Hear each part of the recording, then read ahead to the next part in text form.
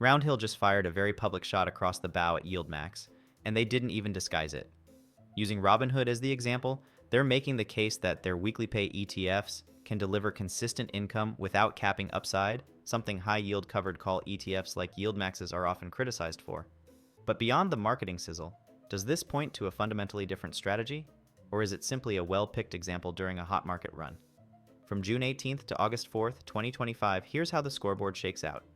HOOW, Roundhill's Robinhood Weekly Pay ETF, racked up a 29.8% price return and a total return of 42.4%.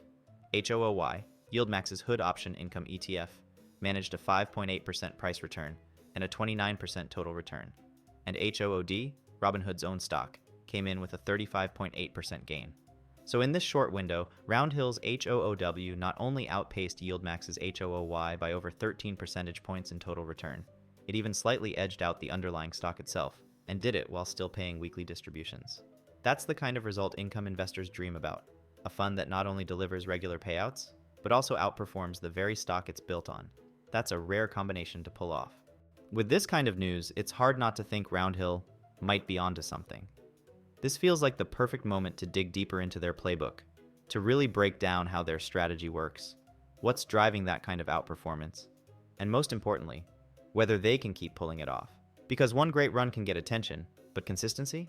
That's what separates a hot streak from a winning formula. These ETFs are designed for investors who want two things: weekly income and amplified exposure to a single stock. And they're the first ETFs of their kind to pay weekly distributions while targeting enhanced returns equal to 120% of a stock's calendar week price return, before fees and expenses. They use modest leverage, just 1.2x, not the 2x or 3x daily performance you see in some other leveraged ETFs. That lower leverage, plus the fact that it's measured weekly rather than daily, means less compounding risk and less volatility drag. However, these funds don't use covered calls at all. Now you might be wondering, if there are no covered calls, where's the income coming from? According to Roundhill CEO Dave Mazza, the weekly distributions are based purely on the stock's performance. So if Tesla has a strong week, your distribution will be higher. If it has a bad week, your distribution will be lower. And because of the leverage, the downside can hit harder than a covered call ETF would. That's because covered calls generate option premiums, which can cushion losses in down weeks. These weekly pay ETFs skip that, meaning they're built for bullish investors who want full upside exposure without selling it away. And with the 1.2x leverage, that upside is amplified. So here's the strategy in plain English. These hold about 20% of the stock directly. Use swaps to add another 100% exposure, bringing total exposure to 120%. Pay weekly distributions from capital gains, not option premiums. No upside cap like a covered call fund, but no downside cushion either. Bottom line? These are bullish, income-oriented ETFs that give you amplified exposure to a single stock and pay you weekly from price movement, not from option writing. Distributions will fluctuate, and if the stock has a rough week, so will your payout. But if you're confident in a stock's upside and don't want to give any of it away, this structure is built with you in mind. Think of an over-the-counter swap as a custom financial deal made directly between two parties, kind of like shaking hands on a private agreement, instead of buying something through a public exchange like the stock market. Two people, or institutions, agree to swap cash flows based on how something performs.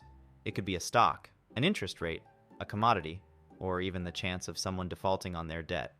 Because it's private, they can customize the deal however they want, the size, the length, and the terms. The downside? There's no middleman, like a clearinghouse, guaranteeing it. So if the other side can't pay up, you could lose out. So ultimately, it comes down to how reliable the counterparties are that Roundhill is entering these agreements with.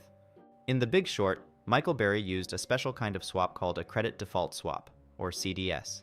It's like buying insurance that pays you if a certain loan or bond goes bad. Here's how it works. Two parties, the buyer pays a regular fee, and the seller promises to pay if something bad happens to the loan or bond. They pick a reference asset, like a corporate bond, government debt, or mortgage-backed security. If a credit event happens, such as bankruptcy or default, the seller must pay the buyer. If nothing happens, the seller keeps the fees and the contract ends. Burry couldn't directly short the housing market back in 2005, so he went to big banks and had them create custom CDS deals on risky mortgage bundles. He paid them annual fees for the protection. When the housing market crashed in 2007-2008, defaults soared, and those CDS contracts paid out huge sums, turning his hundreds of millions invested into over $700 million in profit. Imagine you and I make a deal. You're the buyer. You're worried that ABC Company's bond might go bad. I'm the seller. I promise to pay you if that bond defaults. We choose ABC Company's 5-year corporate bond as our reference asset. You agree to pay me $1,000 every year. This is like the insurance premium. If a credit event happens, let's say in year 3, ABC Company goes bankrupt, and their bond is now worth only 20 cents on the dollar. The bond's original value was $1 million. Now it's worth $200,000. I, as the seller, must pay you the difference of $800,000. If nothing bad happens, if ABC Company pays all its debt and never defaults during the 5 years, I just keep all the $1,000 yearly payments, and our contract ends. That's basically a credit default swap, CDS, like insurance for a loan or bond, but traded between two private parties. In the case of Roundhill weekly pay ETFs, two parties make a deal. Roundhill is one party, a bank or financial institution is the other party. Instead of a corporate bond like in the CDS example, the reference asset could be something like Tesla stock. Roundhill wants 120% exposure to Tesla's weekly price moves. Roundhill says to the bank, "We'll pay you if Tesla goes down, and you'll pay us if Tesla goes up, based on that extra 20% exposure we want." So if Tesla rises 5% in a week, the bank pays Roundhill 6% on the agreed notional amount. If Tesla falls 5% in a week, Roundhill pays the bank 6% instead. The swap is how Roundhill boosts returns by 20% without actually borrowing money or using daily rebalancing leverage. The counterparty risk is that if the bank can't pay, Roundhill's ETF could take a hit. Unlike the CDS insurance example, here they're swapping stock performance, not default risk. Roundhill is clearly making the case that you don't have to sacrifice upside to generate income, and this performance snapshot supports that point. But as with all ETF strategies, context matters. Investors have to decide which scenario they're preparing for, and whether they value keeping more of the upside or squeezing out the highest possible income in the here and now. This battle between Roundhill and YieldMax might just be getting started, and it is exciting to watch.